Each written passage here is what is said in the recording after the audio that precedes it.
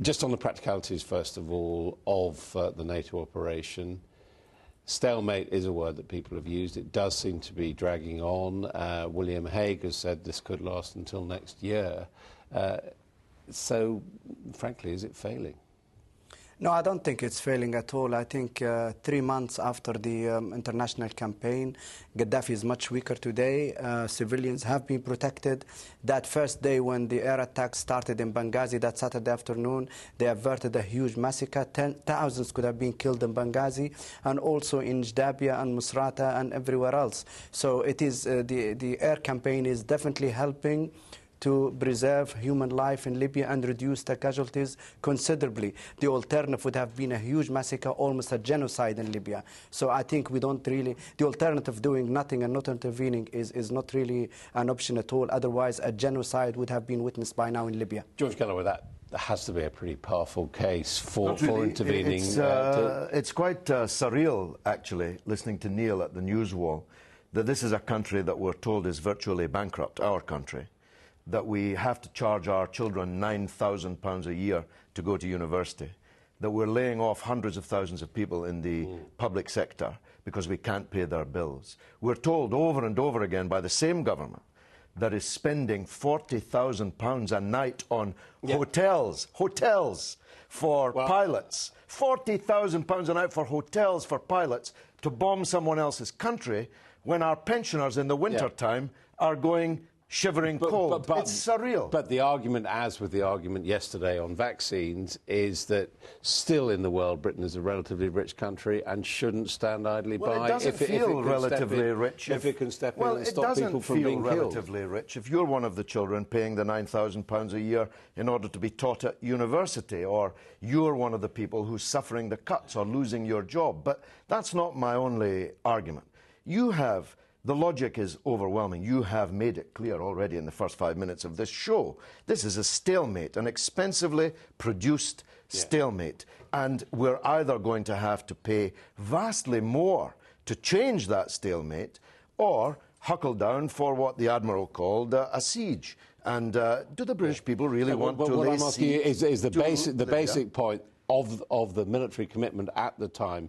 You've heard that, you know, had there not been an intervention, there would have been a massacre in Tripoli. A lot of people would have been killed. I don't accept it at all, and neither does the government, because there are massacres going on elsewhere in the same very same region, at which we don't lift a finger to intervene. We're not going to invade or occupy or bomb Syria. We had no intention of stopping Israel bombarding Gaza. The Yemen, thousands of people have been killed in the Yemen. Okay, so why the difference for Libya?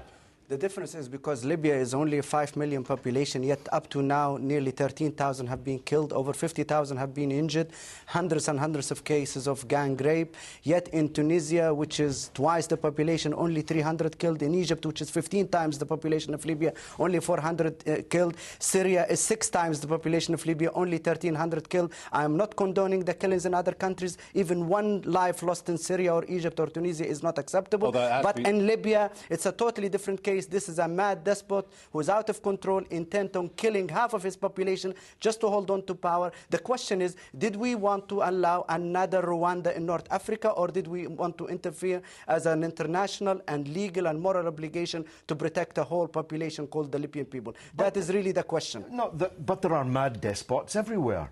And Britain is a Go and bomb them. I wouldn't mind. No, I know you wouldn't mind, but it's us that's being asked to bomb them. It's us that's paying for the bombing. No, it's the international community. It's 34 countries. We're not it's costing Britain 38 million a week. We are grateful for that, but Britain is not paying for the whole campaign. It's an international campaign. Please let me speak. Yes. This is my country, and it's my air force. It's my country as well. Is it? Yeah, I'm a British. Libya was your country. Yeah, I'm a British citizen as well. Ah, okay. Yes. Well, we've cleared that up. Yes. It's my country that's being asked to spend £38 million a week. And I pay taxes towards this as well. Please let me speak. Yes. £1 billion by the autumn to bomb what used to be your country, whilst other countries.